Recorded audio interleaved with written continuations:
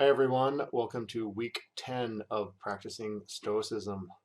We're getting far into the book. Today we're talking about remark 33. It's one of my favorites. And I think of it as, in a way, fulfilling or providing us with details of something that Epictetus had talked about earlier, back in Handbook remark 29.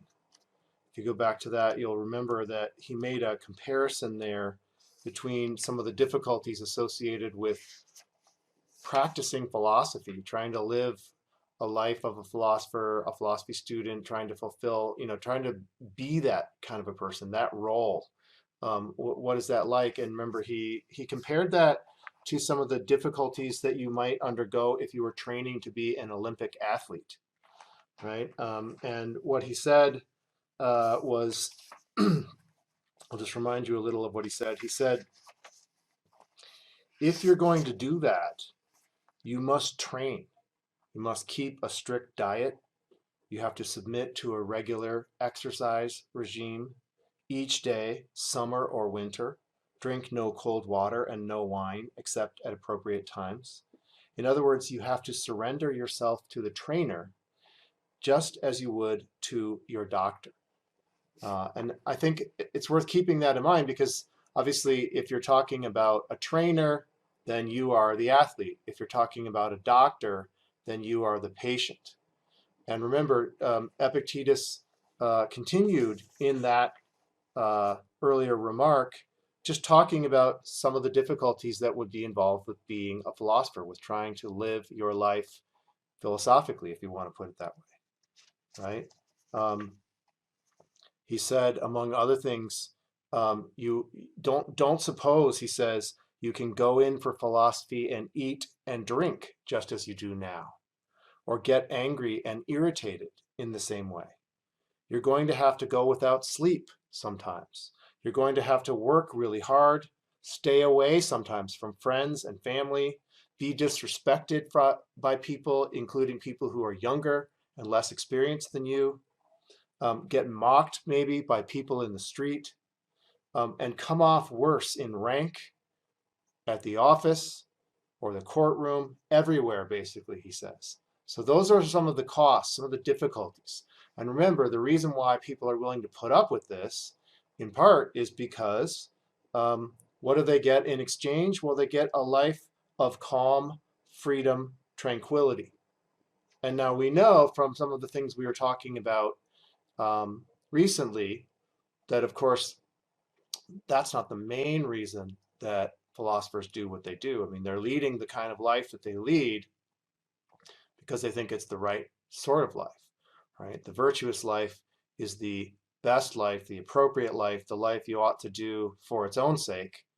But there are these sort of side benefits or consequences.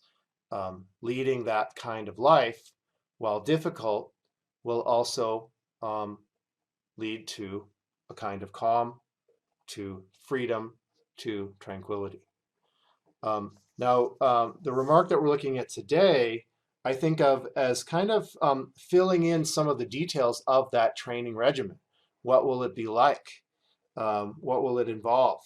And it provides us with a kind of a code of behavior, code of action that Epictetus suggests that if you are a philosophy student or a philosopher, you're in training, these are some things that you should do. Or maybe a better way to put it is these are some things you shouldn't do, because what he does is he identifies 11 distinct topics by my count.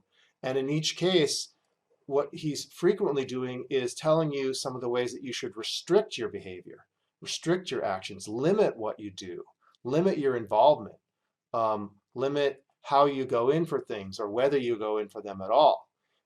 So I do think of it as just like with the athlete who has to make changes and train hard and doesn't get to sort of do some of the things that they're used to doing. Same thing here.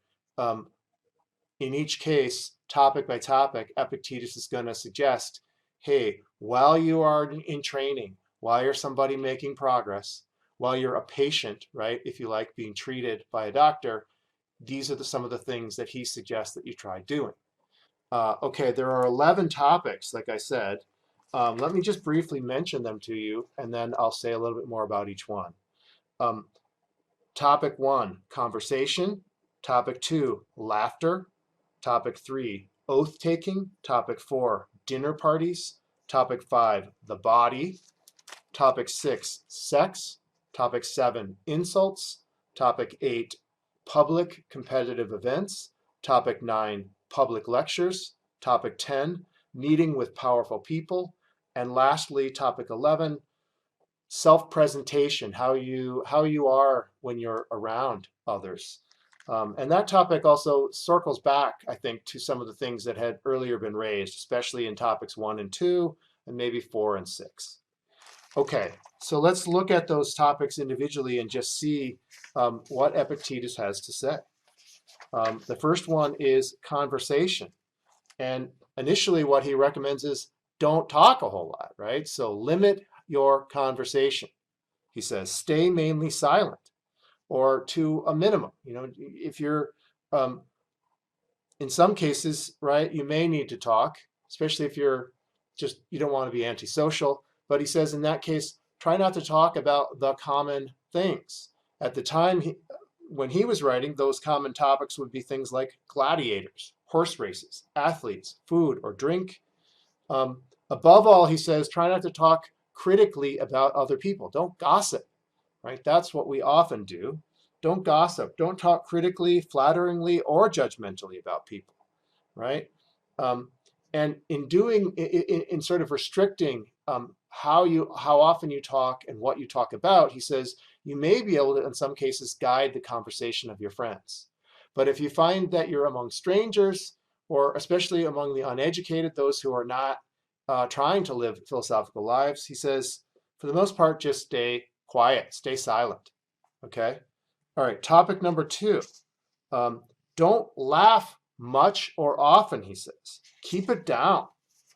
Why? Well, what's wrong with laughter? Well, sometimes it kind of, you make a spectacle of yourself. You draw attention to yourself in the wrong sort of way. You let yourself go. And I think, again, if we're thinking of ourselves as a kind of patient, right? Somebody who is healing, somebody who's training, we need to be careful. We're vulnerable, we're fragile, right? Just like earlier, we had talked about this idea of how, you know, sometimes if we have philosophical ideas that we're trying to absorb and incorporate into our lives, and if we talk about them too soon, Epictetus says, it's like we're vomiting them up. They haven't yet taken, right? Like that, if we are the wool, the dye hasn't taken yet. So we need to be careful about how we involve ourselves in these sorts of things. Third topic, refuse to take an oath, he says. Or if that's out of the question, refuse to the extent that you can. This is a little bit of an unusual one and not so clear. Maybe one way to think of it is it's again another case where he's suggesting that you don't get so heavily involved in certain things, like that you know, don't get in the middle of something that requires you to take an oath, perhaps.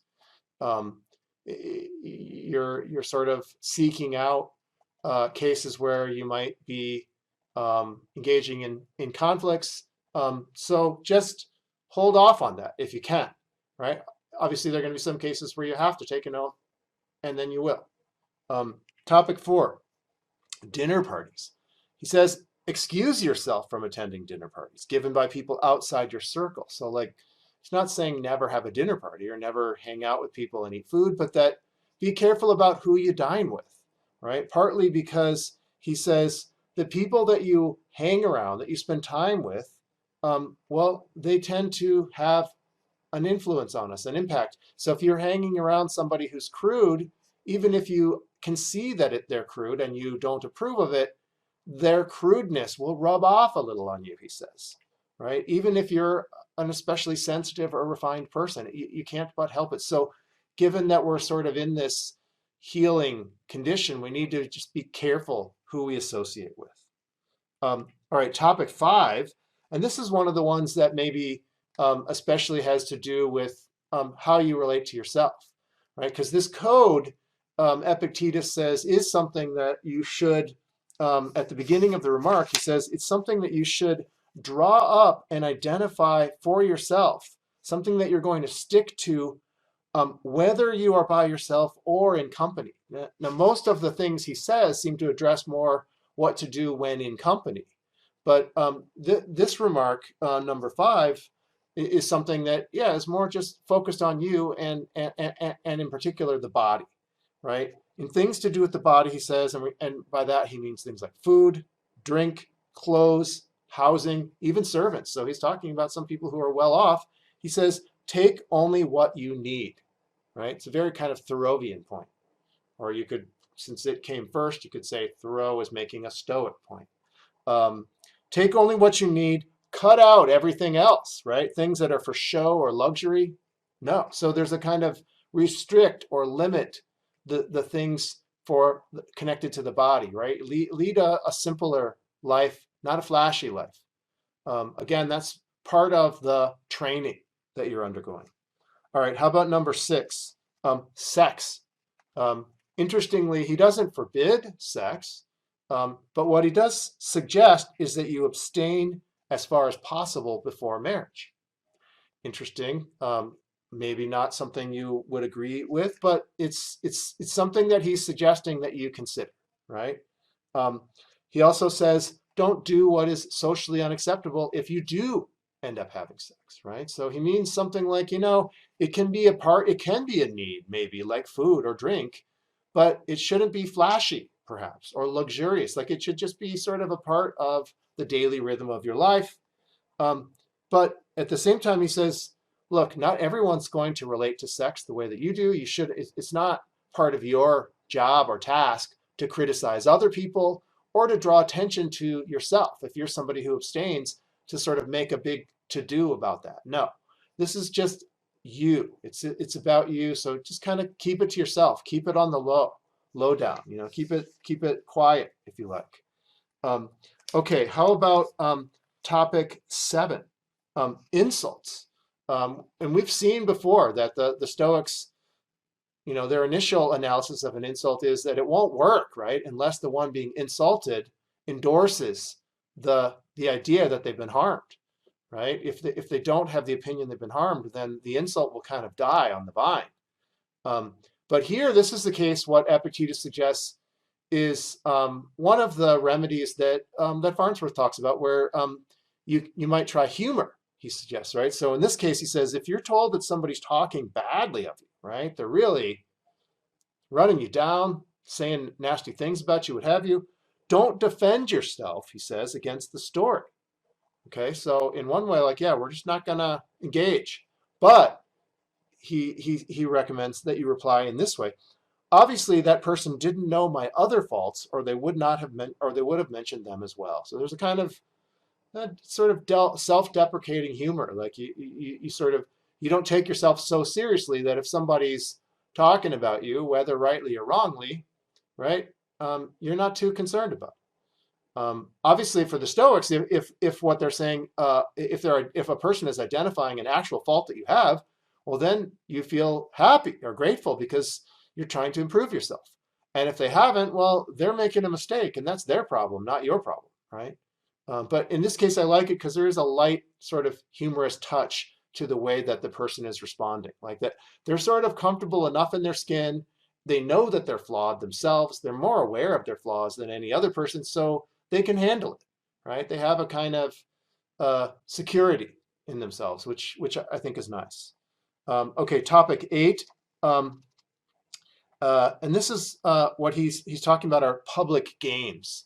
I think that, this would be like going to see the gladiators, right? Or for us, it might be like a big sporting event or a concert or something like that. And what he says is there's no need to put in much of an appearance at these things. So it may be, he's not saying you should never go, but maybe not something that you're going to go out of your way to like attend a lot, right? But he says if you do go, and it's one of these competitive situations where there's teams maybe, right? And oftentimes people get really into their team and they really want their team to win and they hate the other team they don't want, and they get kind of riled up and they're cheering and they're screaming. And he says, try not to do that, right? Try to, in fact, cultivate this more general Stoic view, right? Remember, the more general Stoic view is to try to not desire or wish that the world turn out as you want it, but make it so that you want the world to turn out as it actually turns out. And he applies that idea here in the case of a sporting event, say, like, so what you really ought to want, he says, is that whoever wins, wins. And then you'll never be frustrated. Um, it does make you kind of wonder if there's room for being a fan and being a Stoic.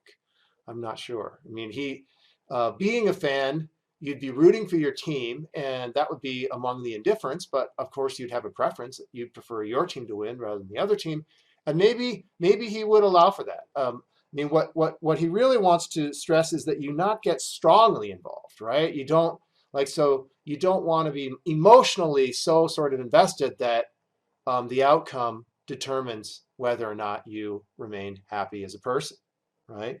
Um, so uh, that's topic 8. Topic 9, um, public lectures. So another case, one we were talking about public games, now we're talking about public lectures. And here he says, not so much don't attend, but don't show up unless you're serious. Like you've got the energy, you've got the time to sort of take it seriously, focus on whatever's being discussed, right? So don't go casually or thoughtlessly.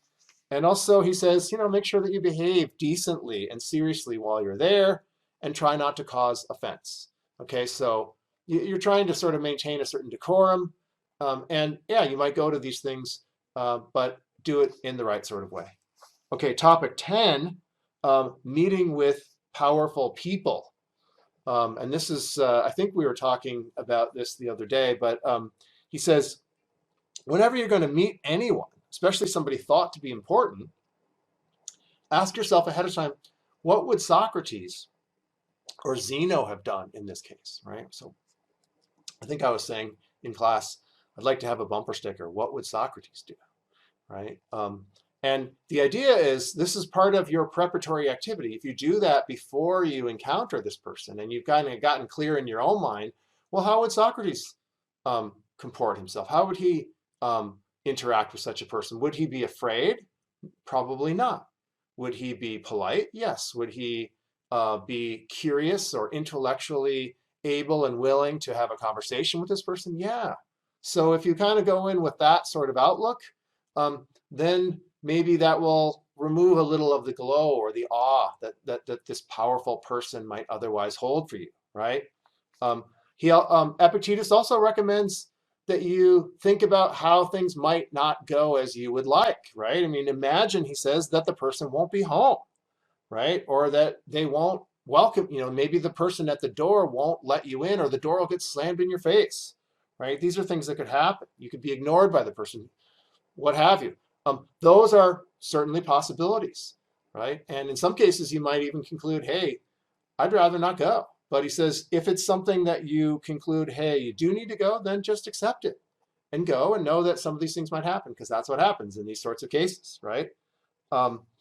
It shouldn't be something where if these things happen, you end up sort of bent out of shape, where you're really distraught or distressed by this, upset, as he puts it, by mere circumstances. Avoid that if you can. And then finally, 11, like I said, it circles back to some of the other topics, but it is focusing on you again and how you sort of present yourself when you're among other people. He says, for one thing, don't go on at length about your deeds or adventures. You might really like describing these things that happen to you, but he says not everybody is as eager to hear what has happened to you as you are to tell what happened, right? Also, again, warns about humor, right? Don't try to be funny, he says. This can easily lapse into vulgarity. And also make your neighbors think less well of you. So he's just kind of encouraging you to be a little restrained, a little less outgoing maybe than you otherwise might be. Again, just if you think of yourself as a patient, you're sort of walking around lightly. You don't want to have loud noises, right? You don't want to overstrain yourself. You want to kind of allow these things to happen. You're practicing this regimen. You're incorporating these ideas into your outlook, into the way that you live, and you want those things to kind of continue that process of absorption and kind of getting rooted into your life. He also says, he says, be warned against encouraging lewd conversation, or another translation has it sort of foul language, kind of cursing and that sort of thing. And if it happens, maybe criticize them if it's possible, or if not, maybe just through your blushing and frowning, you can kind of show that you don't sort of encourage that behavior. Okay, so that's a code that we can try living by, right? And of course, this is just to sort of give us an idea. There's other scenarios, no doubt, that he hasn't addressed in these 11 topics. But once you kind of get that sense, then and where you're sort of thinking of yourself as this sort of philosopher, athlete, if you like, in training, you need to be kind of careful about what you're doing, what you're saying, what you're consuming, what sort of situations you put yourself in, what people you interact with, right? So that's the kind of thing that we're attending to as we continue to make progress, hopefully. Okay, that's it for this week. I'll see you guys next week.